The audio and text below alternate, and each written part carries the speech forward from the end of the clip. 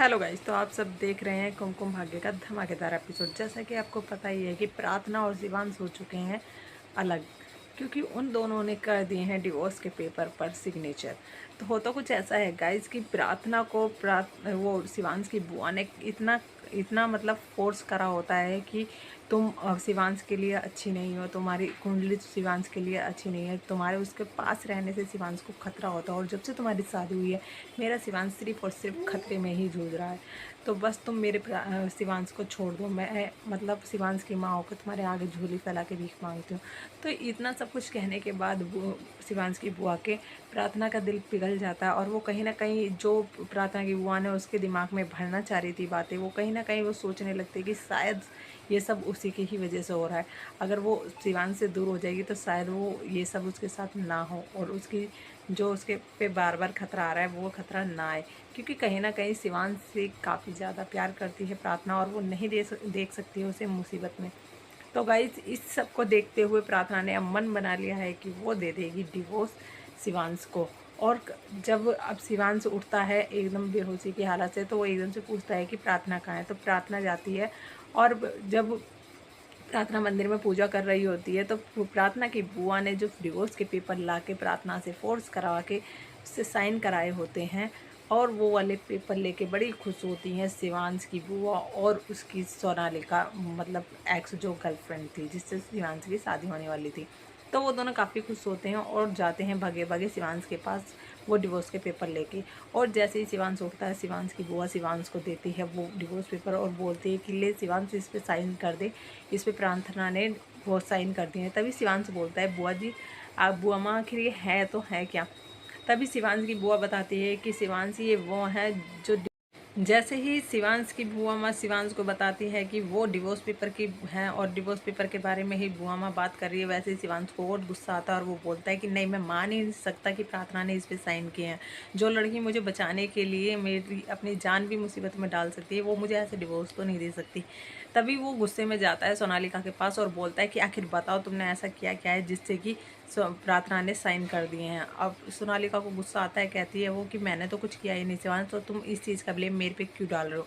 मैंने कुछ नहीं कहा है प्रार्थना से, तुम प्रार्थना से जाके पूछ सकते हो। तभी शिवांश को गुस्सा आता है और वो पूछने लगता है कि बुआ माँ आखिर प्रार्थना है कहाँ। तो बुआ माँ बताती है कि प्रार्थना मंदिर में है।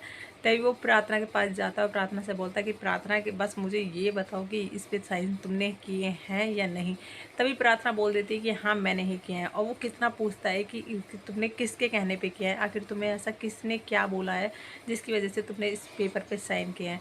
पर प्रार्थना हमारी काफ़ी ज़िद्दी है, वो नहीं बताती है कुछ भी बुआ माँ के बारे में, और चुपचाप बोलती है कि शिवांश बस मेरा और तुम्हारा सफ़र यहीं तक का था और मैं अब कुछ यहाँ नहीं रहूँगी, मैंने इस पेपर पे साइन कर दिया, तुम भी कर दो। तभी शिवांश मना करता है कि नहीं, मैं इस पेपर पे साइन नहीं करूँगा और तुम्हें भी कहीं नहीं जाने दूंगा। फिर भी प्रार्थना बोलती है कि प्लीज़ शिवांश मेरी कहना मान लीजिए, और क्योंकि मुझे तुम्हारी जान ज़्यादा प्यारी है इसलिए मैं तुम्हारे साथ नहीं रह सकती। और काफ़ी फोर्स करने के बाद हमारा शिवांश भी पिघल जाता है और शिवांश भी कर देता है साइन। तभी बोलती है प्रार्थना कि मैं बस आज हूँ, मतलब आज के दिन हूँ तुम्हारे पास, बाकी मैं कल सुबह होते नहीं यहाँ से चली जाऊँगी, क्योंकि अब मेरा इस घर पे कोई हक नहीं है और मैं तुम्हारी पत्नी भी नहीं रही हूँ। तभी शिवांश बोलता है कि सिर्फ पेपर पे ये रिश्ता टूटा है, बाकी वैसे नहीं टूटा है, क्योंकि हमारा रिश्ता जो है वो दिलों का रिश्ता है। तभी शिवांश इतना बोलने के बाद मतलब प्रार्थना बोलने लगती है कि आखिर तुम्हें बताओ शिवांश, तुम्हें जो आज तुम बोलोगे मैं वो करूँगी, बाकी मैं कल के बाद तो यहाँ पे रहूँगी ही नहीं। तो शिवांश बोलता है कि तुम मेरे लिए खाना बना सकती हो बस आज के लिए। तो शिवांश के लिए जाती है प्रार्थना खाना बनाने, और बड़े अच्छे से खाना बनाती है और दोनों वो साथ में बैठ के खाते हैं। तभी शिवांश काफ़ी इमोशनल होता है और वो कहीं ना कहीं बार बार फोर्स कर रहा है प्रार्थना को कि वो ऐसा ना करे, और उससे बोलता है कि प्रार्थना सिर्फ तुम एक बार बोल दो कि तुम्हें मेरे साथ रहना है, फिर मैं बाकी ये डिवोर्स पेपर वगैरह अभी फाड़ दूंगा और ये मेरे लिए कोई मायने नहीं रखते। फिर भी प्रार्थना बस अपना मन मना चुकी है और वो नहीं बता रही है कि ये सब जो बातें कही हैं वो उसकी बुआ माँ ने कही हैं। तो गाइस, अब शिवांश को वो डिवोर्स देके अगले दिन जा ही रही होती है, बैग लेके शिवांश सो रहा होता है कि सोनालिका रोक लेती है प्रार्थना को और बोलती है कि आखिर तुम यहाँ से पर्स में लेके क्या जा रही हो। बुआ माँ भी पूछती है तो प्रार्थना बोलती है बुआ माँ मैं कुछ भी नहीं लेकर जा रही हूँ, मैं खाली हाथ आई थी और खाली हाथ ही जा रही हूँ। तभी सोनालिका जो है वो उसका पर्स देख लेती है और बोलती है कि मुझे ये पर्स चेक कराओ, तुम्हारे पर्स में है क्या, आखिर तुम यहाँ से कुछ गहने जवाहरात तो लेके नहीं जा रही हो।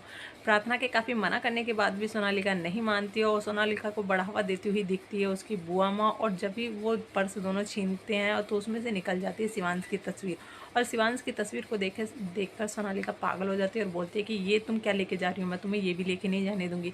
जबकि प्रार्थना काफ़ी मिन्नतें करती है कि नहीं, सिर्फ एक वो फ़ोटो ही तो है, उसको लेके जाना है जिसके कारण वो आगे की ज़िंदगी अपनी जी सके। पर सोनालिका नहीं मानती और वो फ़ोटो भी ले लेती है और सोनालिका को घर से धक्के देके बाहर निकाल देती है।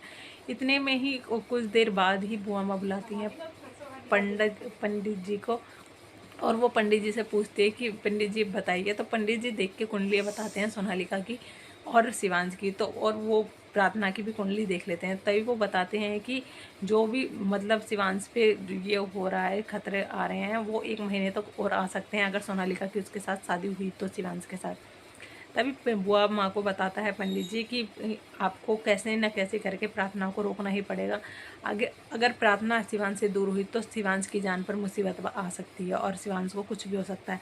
तो कहीं ना कहीं बुआ माँ तो इस बात पे यकीन कर रही होती है कि पंडित जी जो बोल रहे हैं वो सही बोल रहे हैं। पर सोनालिका को ये अपने बारे में ऐसा सुनने के बाद आ जाता है गुस्सा, और वो पंडित जी को काफ़ी उल्टा सीधा सुना देती है और बोल देती है कि पंडित जी आप जा सकते हो, मैं आपकी बातों पे कोई भी विश्वास नहीं करती। तो अब आगे देखने के लिए हमारे चैनल के साथ बने रहें गाइस, और देखें क्या बुआ माँ जाएगी प्रार्थना के पास और बोलेगी कि वो लेकर आएगी घरों से वापस।